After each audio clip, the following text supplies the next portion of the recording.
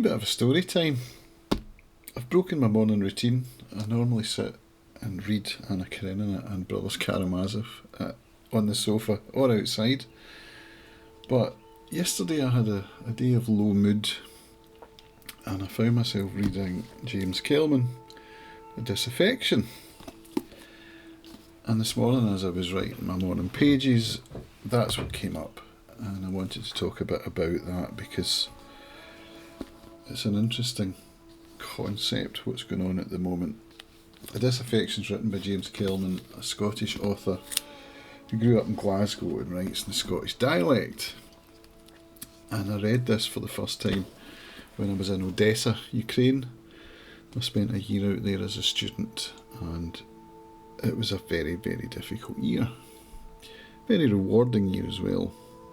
It's funny how those two things often go together.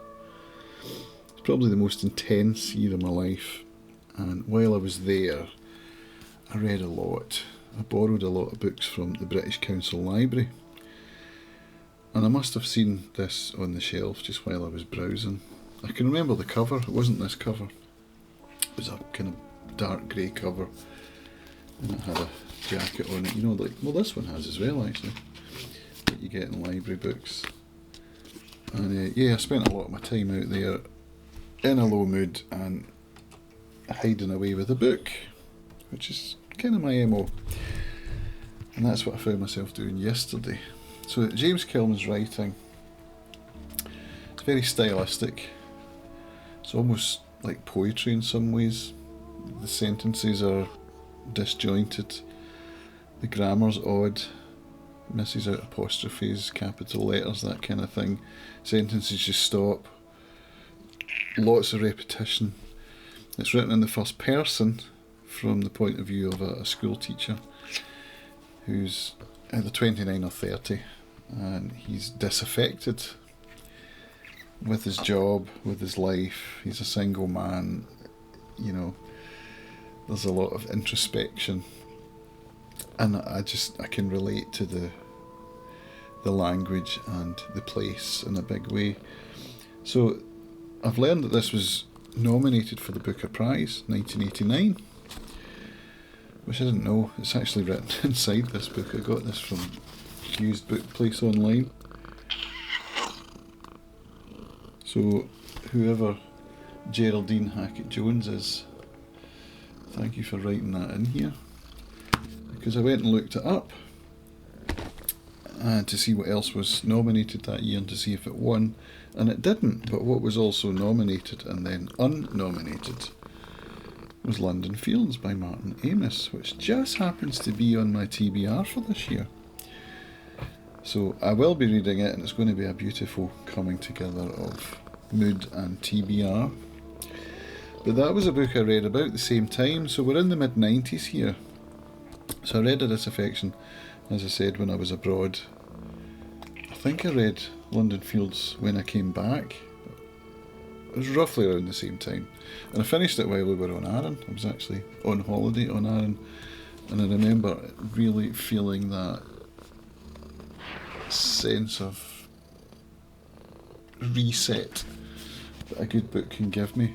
I call it The Good Place, and I've been calling it that since long before The Good Place was a TV show. That's for me what books can do. They can reset me. They can get me back to a place of perspective. And this book did that, and I remember finishing it. I remember the feeling on Arran of being like, wow. So, it's interesting. It was delisted because two of the judges disagreed that an unfeminist female character should be in a book that's nominated for the Booker Prize. So it's two women judges who came up with that and said they would walk if the book was nominated. So it wasn't nominated.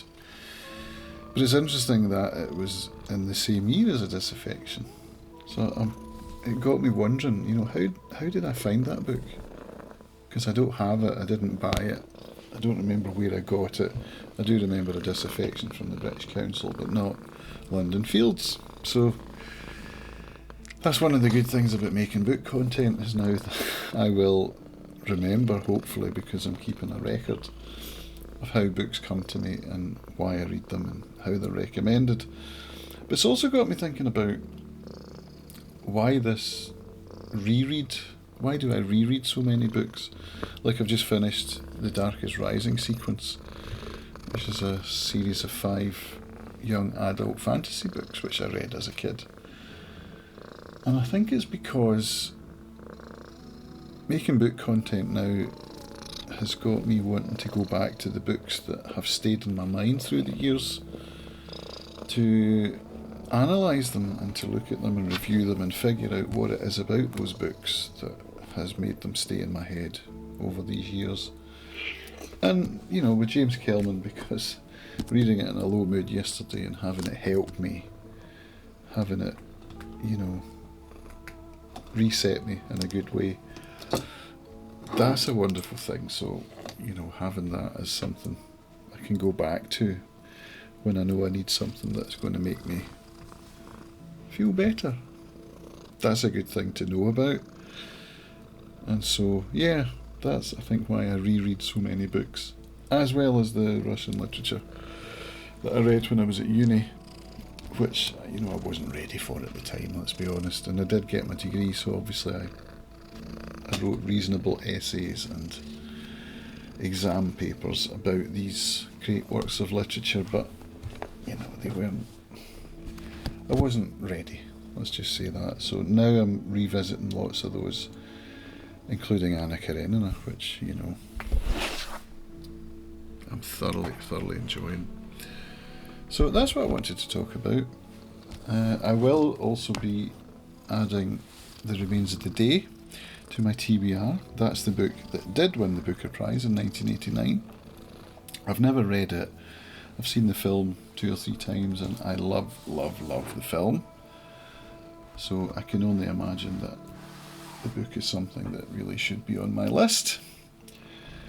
And so that's me. Thanks for watching.